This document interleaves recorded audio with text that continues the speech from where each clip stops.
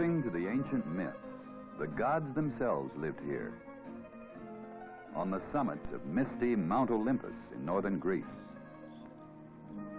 But it is no myth that the Greeks once towered godlike over all the arts and sciences. The voices from the golden age of Greece still seem to echo through these ruins. I am Plato. Along with Socrates, I made thinking a way of life, founding the discipline of philosophy. I am Aristotle, originator of the scientific method. I am Solon, who framed the laws of Athens, and hence gave the world democracy. I am Aeschylus, originator of the drama. With Sophocles, Euripides, and Aristophanes, I wrote plays which filled these great theaters. I am Demetrius, discus thrower. I entered this gate to compete in the original Olympic Games. Here where the greatest athletes of Greece vied with each other to win a crown of laurel leaves.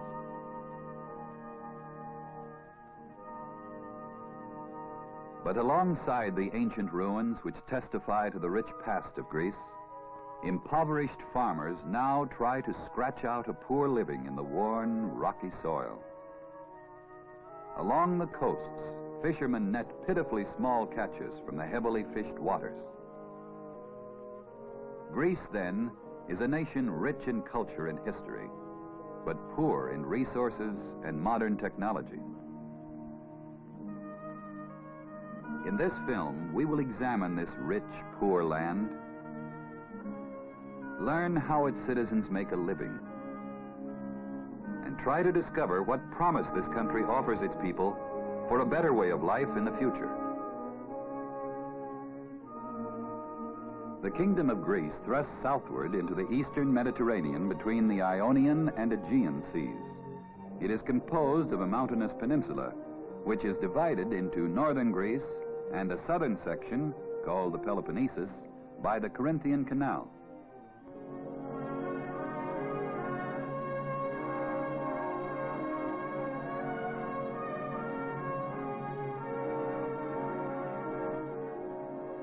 This canal serves as a shortcut through the peninsula and helps link the more than 4,000 islands encircling the peninsula. In total area, Greece is smaller than the state of Illinois. Its population is approximately 9 million.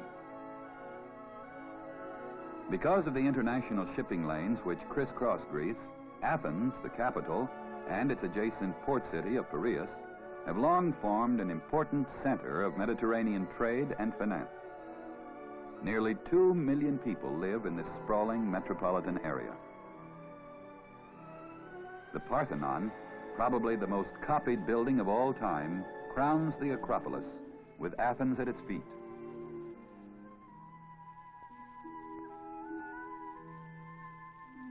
Clinging to the slopes of the Acropolis are incredibly old dwellings crowded together on narrow, twisting streets, where in tiny shops artisans pursue crafts for which Greeks have been noted since antiquity, shaping pottery in the classic forms, decorating their art with motifs identical with those found on objects dug up from the past. The past is itself an important commodity to the Greeks because it helps to draw thousands of tourists to their country each year. But many foreign visitors who come to see the ruins find the dry, mild Mediterranean climate so pleasant that they return to Greece again and again. Athens is the center of this tourist activity, but tourism is spreading throughout the country. Today, the money spent in Greece by visitors is one of the major sources of income for the nation. Modern Athens has grown up within and around the old city. Today's Athenians look busy and prosperous, and indeed, these city dwellers are more fortunate than many Greeks living outside Athens. The central business district is modern and jammed with heavy traffic. Here in the largest urban area, Athens and Piraeus, one might easily believe that the golden age of Greece still exists and that it remains a rich and powerful nation. but Greece is poor in most of the natural resources needed to build a strong industrial nation, there are no large proven deposits of coal or oil. So Athens and the other industrial cities must depend upon hydroelectric power from the swift, shallow rivers. Most of the vast hydroelectric potential of Greece has not yet been developed, however. The country does have deposits of limestone, marble, limited amounts of iron ore, and significant pockets of bauxite, which Greece is just beginning to develop into an aluminum industry. Many enterprises in the Athens-Piraeus area are based on local resources. This plant uses nearby limestone for making cement. Although useful for local construction, cement is too heavy and too cheap to be a profitable export item. Fine Greek marble, however, is valuable enough to be sold to countries thousands of miles away. A far newer Athens industry is this mill, which smelts most of the country's limited iron ore into steel. Much of its steel output is used in the shipyards of Piraeus. But since steel production is inadequate, the Greeks cannot build all the ships they need. Because of Greece's dependence on trade, she must maintain one of the world's larger merchant fleets. The harbor at Piraeus is jammed with trade vessels the year round, because Greece must constantly import food, raw materials, and most of the manufactured goods she needs.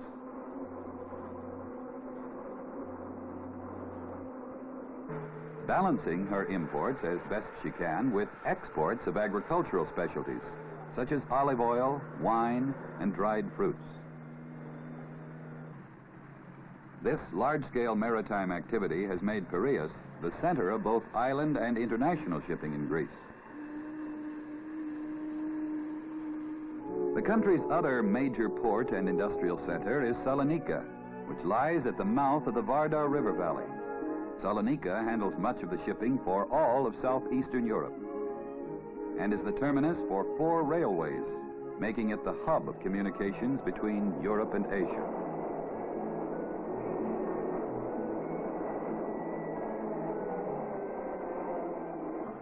As the chief city of northern Greece, Salonika is not only an important commercial, industrial, and agricultural center, but also a melting pot for many nationalities and cultures.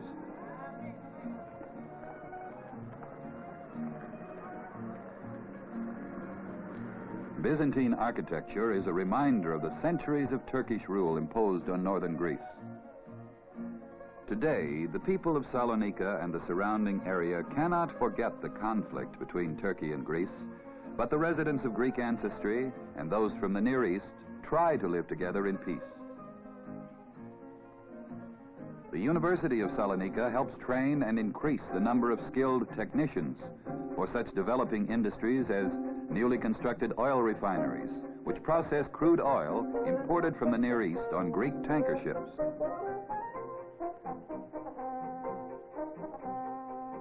Other factories assemble imported metal parts into desperately needed machinery with which Greece can continue to build. Although these new factories are encouraging, they are the exception rather than the rule. There is little modern industry outside of Athens, Piraeus, and Salonika. A much more typical Greek occupation is fishing. There are fishing villages along the winding coastline of the peninsula and on the shores of some of the islands. Only a few of Greece's thousands of islands are inhabited. These include the Cyclades, Corfu, the Dodecanese, Crete, and Euboea. In both the island and mainland fishing villages, Greek fishermen tend their nets much as their ancestors did centuries earlier.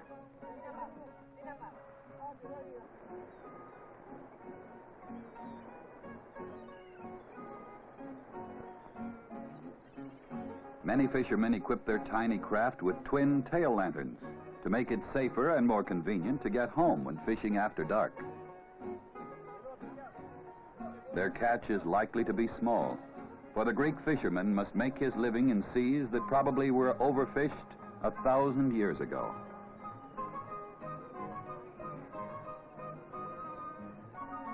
The fishermen and other island residents are rather isolated because most of the islands can be reached only by boat.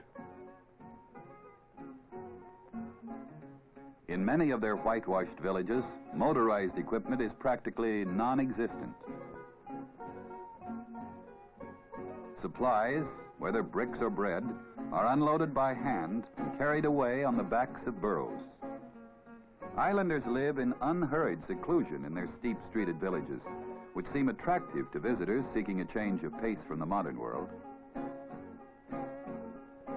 Many of the Grecian Isles are actually the tops of submerged mountains, which belong to the same rugged range that extends from northern Greece southward through the Peloponnesus and finally into the Aegean Sea. In this mountainous area of the mainland, the face of Greece is scarred with gullies from erosion.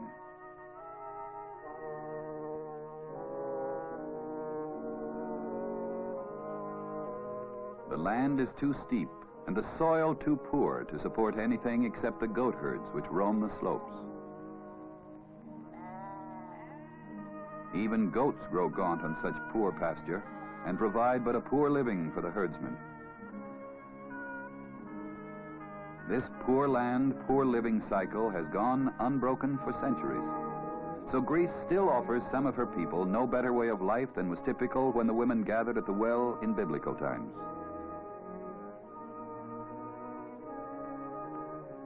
Most farm villages in the remote highlands are small and unmechanized.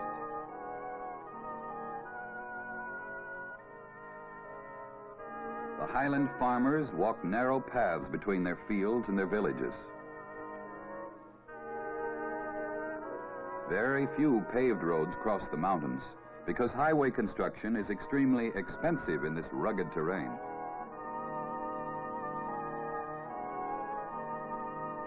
Although well over half the people in Greece are farmers, only a small percentage of them live here in the barren highlands.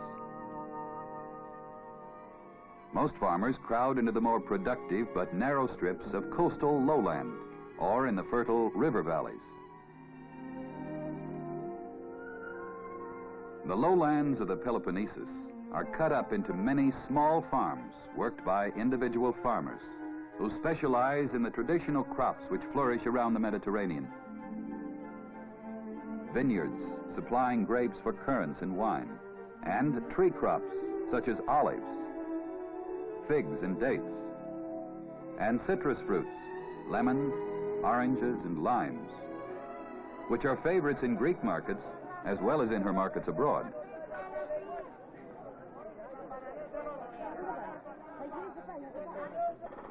Gradually, the primitive farming methods used for centuries along the coastal plains are giving way to new tools and new methods. But the Greek farmer's wife, who works side by side with her husband, still goes about doing her chores in the old, back-breaking ways. Her duties include tending the family's farm animals, usually a few sheep and goats. In the river valleys of Peloponnesus, farmers concentrate on vineyards and grain crops, but the fields are usually only a few acres in size and worked by hand with primitive tools. The plains of Thessaly in northern Greece provide one of the few areas where larger farms are possible, one of the few areas of extensive lowlands in mountainous Greece. Yet the small village, small farm pattern still is prominent on the plains of Thessaly. Each day, the small herds of goats are driven out to pasture.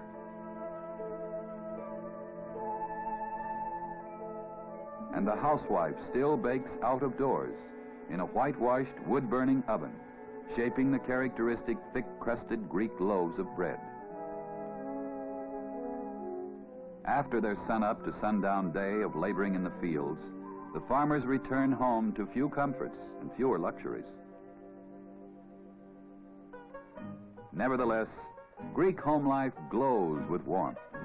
In this, at least, the Greeks are rich.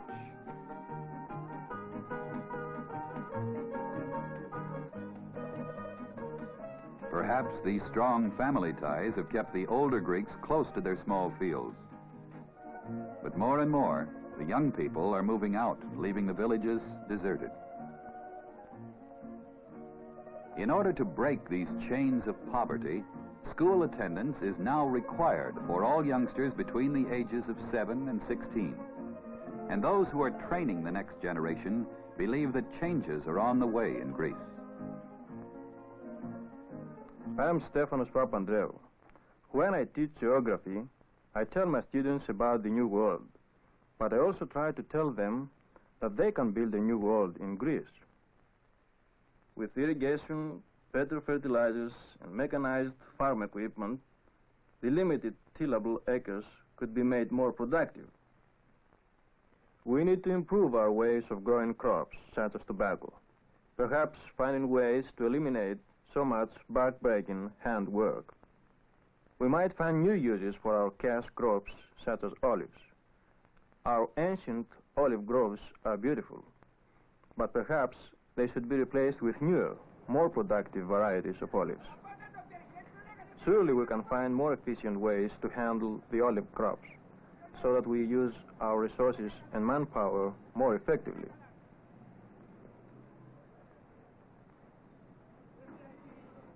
Consider how we might develop the wool industry, for example.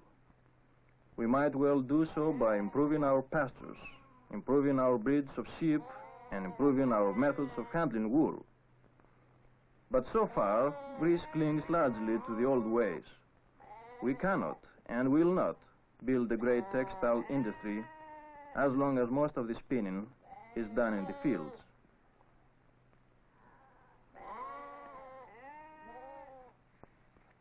It is up to you to build the new Greece, I tell my students, and I believe they will.